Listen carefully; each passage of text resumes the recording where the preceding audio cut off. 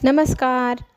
तू ही रे माझा मितवा ह्या सिरियलच्या आजच्या भागामध्ये आपण पाहत आहोत नम्रतेच्या सोबत बोलताना आजीला इथे वल्लवी ऐकते आणि तिथे येऊन आजींना प्रश्न विचारू लागते की तुम्ही कोणाला फोन केलं होतं. तर आजी सांगू लागते, हे बघ आता तू ह्या गोष्टीला स्वीकार की आकाश आणि नम्रता यांचं लग्न व्हायला हवं, कारण मी आता त्यांना बोलणी करण्यासाठी आपल्याकडे बोलवलं आहे. नम्रताची आई उद्या परवा आपल्याकडे आपण बोलवल्यानंतर येईल आणि आपली लग्नाची बोलणी पूर्ण करून टाकूया. त्यामुळे वल्लवी चिडते आणि रूमच्या बाहेर निघून येते. तिला आता काही करता येत नसतं. अर्णवचा निर्णय म्हटल्यावर तिला नकारही देता येत नाही. काय करू, त्या बाईला भेटायचं ती टाळण्यासाठी आता प्रयत्न करणार. इथे दुसऱ्या दिवशी सकाळी सगळेजण गप्पा गोष्टी मारत हॉलमध्ये बसलेले असतात. मग गप्पा मारता मारता इथे सगळ्यांच्या मोबाईलला ती न्यूज येते, ज्याच्यामध्ये 3 महिन्यापूर्वीचा मृतदेह एका बॅगमध्ये पॅक असलेलं सगळ्यांनी वाचले. त्यातच ती न्यूज मामा मग न्यूजपेपरमध्ये पण वाचू लागतात. तिथेही ती न्यूज पूर्ण डिटेलमध्ये वाचल्यानंतर असं खरंच कोणी का करेल, कसं वागू शकतं असा प्रश्न पडू लागतो. तर इथे एक वकील म्हणून राजेश म्हणू लागतो की हे बघा, ज्याला गुन्हा करायचा आहे तो घाबरत नाही आणि गुन्हा करून तो मोकाट फिरू शकतो, कारण वकिलांकडनं त्यांनी बरोबर सगळे आपले धागेदोरे मिळवून स्वतःला वाचवण्याचा प्रयत्न ते करत असतात. असे कितीतरी केसेस आहे, मी त्या रोज बघतो कोर्टामध्ये. काहीही सिद्ध करता येऊ शकतं, खऱ्याचं खोटं, खोट्याचं खरं. आणि खरंच असे काही व्यक्ती कसे वागू शकतात असा प्रश्नही इथे तो सगळ्यांसमोर बोलून दाखवतो. आणि त्याच वेळेला अर्णव म्हणू लागतो, खरंच काही काही लोक फार छत्तीस दिमाग असतात, चुकीचं वागतात, चुकीचं करतात आणि सगळ्यांना असं वाटतं की तो निर्दोष सुटेलही. पण एक ना एक दिवस असं नक्की होतं की जो चुकीचा वागणारा आहे तो एक दिवस पकडला जातो आणि त्याला त्याच्या गुन्ह्याची शिक्षा एक ना एक दिवस दिलीच जाते. बघा आता हा मृतदेह 3 महिन्यांनी जरी बाहेर आला असेल तरी त्या व्यक्तीला नक्कीच शिक्षा मिळेल. त्याला वाटत असेल की तो मोकाट फिरू शकतो, पण तसं नाही. पोलीस बरोबर शोधून काढतात आणि ह्या सत्यापर्यंतही पोलीस लवकरात लवकर जातीलच. अंजली पण म्हणत असते एका स्त्रीला असं कसं कोणी करू शकतं. मला तर असं वाटतं त्या नराधमाला खूप कडक शिक्षा व्हावी, ज्याने असं कृत्य केलं. एखाद्या बाईला पेटीत बंद करून पुरून टाकावं. आणि ह्याच वेळेला इथे अर्णव आणि मामा राकेशची मजा घेऊ लागतात, घाबरवू लागतात. राकेशच्या चेहऱ्यावरती घाम फुटतो, तो कसले तरी विचारात आहे असं दिसू लागतं आणि ह्यावेळेला वाद न घालताच तो तिथून निघून जातो. कारण पेपरमध्ये ते स्थळ वाचलं ज्या ठिकाणी पेटी पुरण्यात आलेली होती, ती जागा म्हणजे राकेशनीच त्या ठिकाणी पुरलेलं मडं होतं. ते मडं म्हणजे आपल्या पहिल्या बायकोचं, जिचं नाव आहे शलाखा. शलाखाताई ज्या वेळेला ईश्वरीला भेटायला तिथे आली होती, ती राजेशच्या तावडीत सापडली. तो तिचा पहिला नवरा. त्याने तिला 2 दिवस तिथे बेशुद्ध करून ठेवलेलं होतं. पण एक दिवस ईश्वरी दरवाजा वाजवत असताना त्याने खूप जोरात तिचं तोंड दाबलं आणि त्या झटापटीमध्ये ती मृत पावली. आणि मेलेलं मडं ती 2 दिवस तो कपाटात घेऊन वावरत होता. त्यानंतर त्याने चालाखीने ते एका पेटीत सुटकेसमध्ये बंद केलं आणि घेऊन चाललेलं असताना ईश्वरी त्याला विचारत होते की ह्या सुटकेसमध्ये काय. तर तो म्हणतो, मी डोनेट करायला वह्या, पुस्तकं, कपडे घेऊन चाललो आहे, कारण मला गरजवंतांची मदत करायला आवडतं. ते सगळे क्षण त्याला आठवू लागतात आणि त्याला ते क्षणही आठवू लागतात ज्या वेळेला त्याने शलाखाला शलाखाच्या नावाने ईश्वरीला मेसेज केलेले की मी बाहेर चालले, मी माझ्या नवऱ्याकडे राहणार, आम्ही खूप आनंदी आहोत. हे सगळं त्यांनी स्वतः टाईप केलेलं शलाक्याच्या वतीने. आता तो मोबाईल हा त्यांच्याच रूमवरती राहिला आहे, तो लवकरात लवकर मिळवायला हवा, म्हणून तो रात्रीच त्या ठिकाणी जायला निघतो. आणि जिथे भाड्याने तो पहिले ईश्वरीच्या घराच्या खोलीत राहायचं तिथे गेलेला असतो आणि तिथे जाऊन तो पाहतो तर नम्रता फोनवर रोमॅन्टिक पद्धतीने बोलत असते, फिरत असते आणि ती नेमकी त्या रूमच्या बाहेर असते. आणि त्यातच आत्या त्याला बघते की काय, ओळखते काय, त्या भीतीपोटी आत्याला पाहून तो लगेच तिथून निघून जायला हवं म्हणत गुपचूप दबक्या पावलांनी मागे फिरून निघून जातो.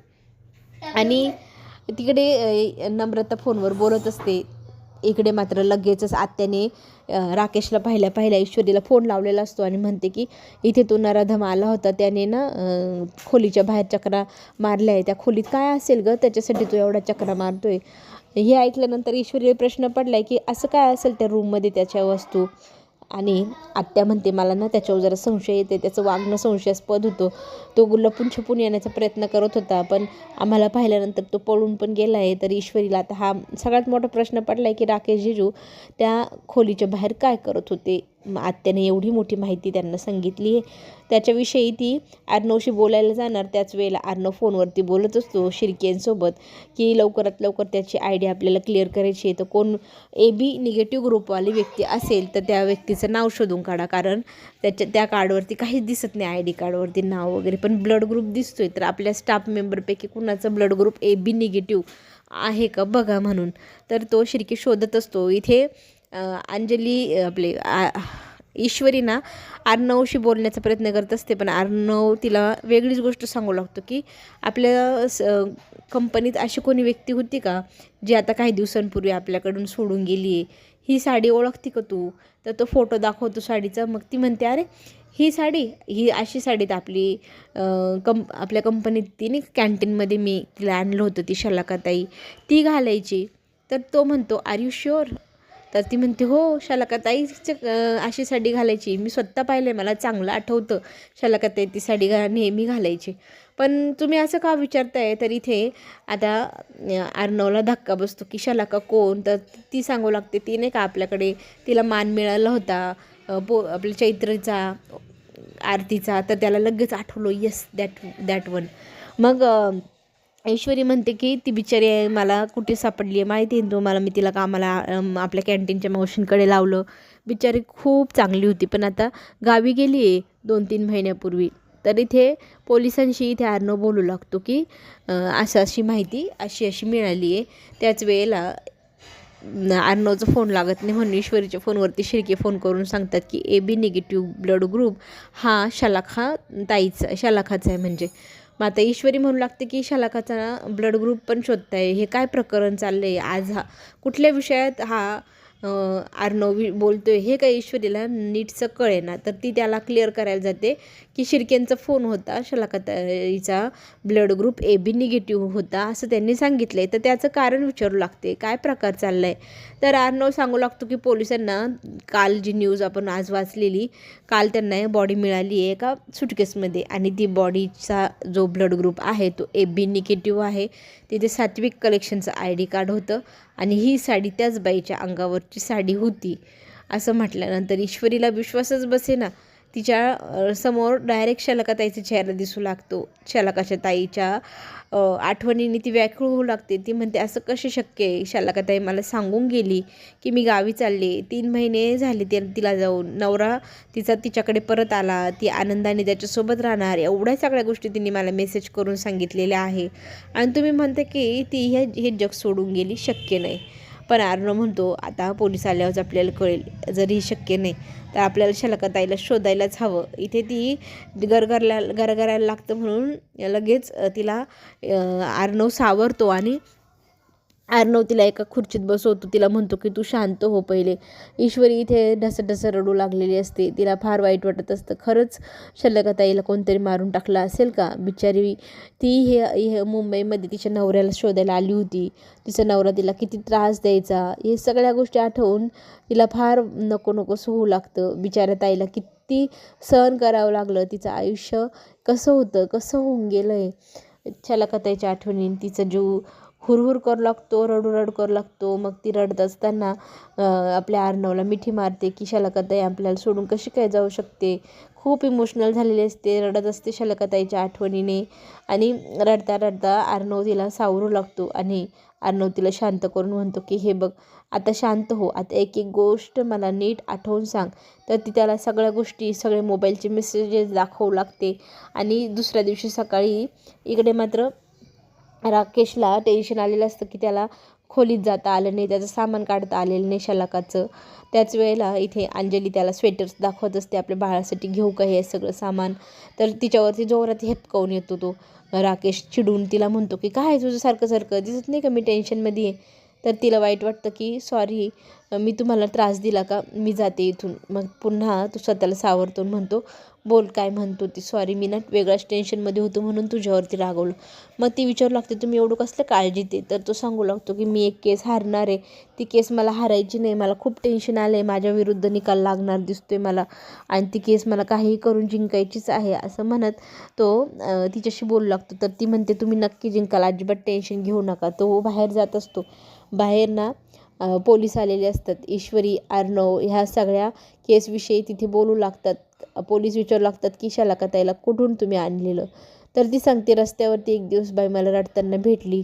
तर मी तिला विचारलं तू कुठून आली. तर ती मला सांगायला आली की मी साताऱ्यावरनं आले, मला माझ्या नवऱ्याने फसवलेलं आहे. माझे दागदागिने, घर, प्रॉपर्टी विकून पैसे घेऊन तो व्यक्ती फरार झाला. जाण्या अगोदर त्यांनी माझ्या मोबाईलमधले फोटो, आमच्या लग्नाचे फोटो सगळं काही जाळून टाकलं. आत्ता माझ्याकडे एकही पुरावा उरलेला नाही. तर पोलीस तिला विचारू लागतात की ही साडी त्या बाईचीच आहे का. तर ती म्हणते हो, मला चांगलं आठवतं शालकाताईकडे ह्याच रंगाची साडी होती जी त्या डेड बॉडीवर सापडलेली आहे. आणि शालकाविषयी मग पोलीस डिटेल विचारू लागतात की ती मुंबईमध्ये नवऱ्याला शोधायला आली म्हणजे नक्की काय. तर तिने सगळी हकीकत सांगितल्यानंतर पोलिसांच्या लक्षात येतं की नवरा बायकोंचं इथे काहीतरी वाद होता. तर डाऊट हा असाच आहे की तिच्या नवऱ्याने तिला मारलेलं असू शकतं. तरी त्या आता बोलण्याच्या ओघामध्ये ईश्वरीला काही गोष्टी आठवतात. त्याचं नाव राजेश नाव होतं, वकील होता पेशाने असं ती सांगते. आम्ही खूप कोर्ट कचेऱ्यांमध्ये त्यांना शोधण्याचा प्रयत्न केला आणि तिने ना ह्या सगळ्या कागदपत्रांची एक फाईल पण केलेली होती. आणि ऑफिसमध्ये असताना तिला मारण्याचा प्रयत्नही तिच्या नवऱ्याने केला होता. जेवढं तिला आठवू लागतं ते सगळं काही ती पोलिसांसमोर भडभड बोलत सांगत असते. त्याच वेळेला तिला एक गोष्ट आठवते की राजेश वकील म्हणजे हा राकेश पण तिथे वकीलच बनून राहत होता. मग ती त्या खोलीमध्ये आता जाणार. तिथे गेल्यानंतर काही गोष्टींची तपासणी करणार. त्यात तिला शालकाची फाईल भेटली. ओ माय गॉड, शालकाताईची फाईल, मोबाईल ह्या खोलीत. म्हणजे तो व्यक्ती दुसरा तिसरा कोणी नसून राजेश हाच आहे.